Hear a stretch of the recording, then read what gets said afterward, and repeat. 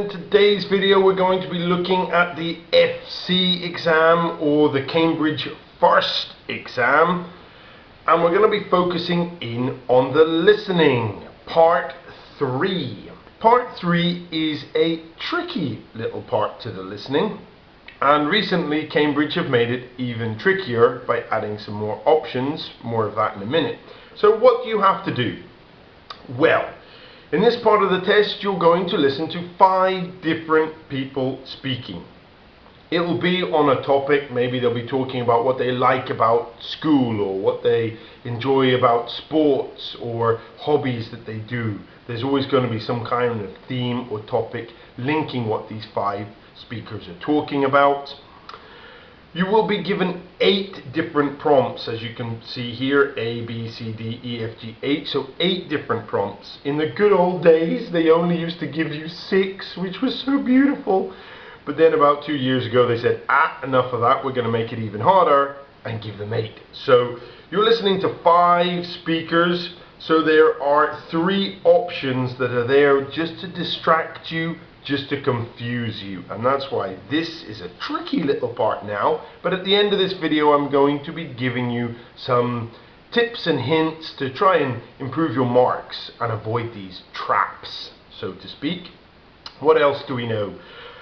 You will hear each speaker twice.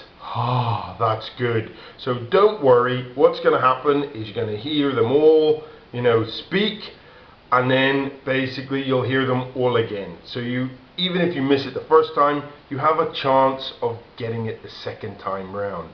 Whew, which is really good. So as with every part of the Fce, or the Cambridge First Listening, you hear everything twice, which is really nice. Each answer is worth 1 mark, which is kind of a blessing in this part as well, because it is tricky, and if you make a mistake, well, at least you only lose 1 mark rather than 2. Whew.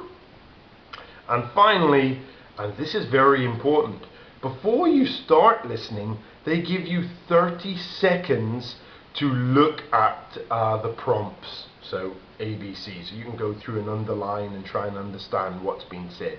Very important. So what can you do to improve your marks here? Well, I've got 2 real tips to help you in this part. As usual, underline your keywords in the prompts. So use this 30 seconds of preparation time very, very carefully. Underline all your keywords so you know what information that you're meant to be listening out for.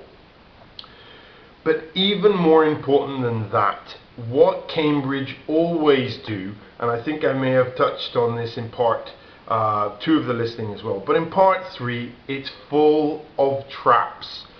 So when you're underlining these keywords, try and think of synonyms for these words, because it's very rare for Cambridge just to use the same word. What do I mean by this? Let me show you. Okay, so if the prompt says the person is keen on tennis, you would underline keen on tennis. Now, it's quite tricky. Some of you might not understand what this is, in which case it's a little bit difficult to find the answer, but you probably could actually work it out. Keen on tennis, what do you think it means? Do they like it? Do they not? Keen on tennis probably means they like it, and that's exactly what this means, enthusiastic. So the distractor, so in some other answer, they'll use the phrase keen on. And a lot of students, because they go, oh, I heard keen on, that's obviously the answer.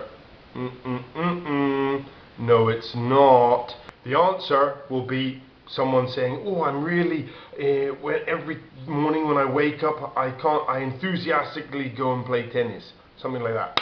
There's your answer.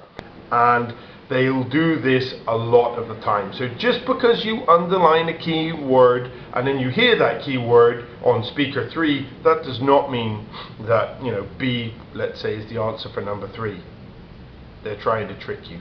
So make sure you underline these keywords and you think of synonyms or other ways of saying these keywords. And in fact, I'm going to be uploading another video very shortly just focusing in on this, giving you some practice on it, which should be really, really useful, because once you get the hang of this skill, your marks in this part will greatly improve. And overall, like all parts of the listening test, the best way to improve your marks is, that's right, practice, practice, practice, and a little more practice. So I hope this video has been useful. As always, if there are any questions or anything like that, please feel free to ask us here at Real English. We'll do our very best to help you out.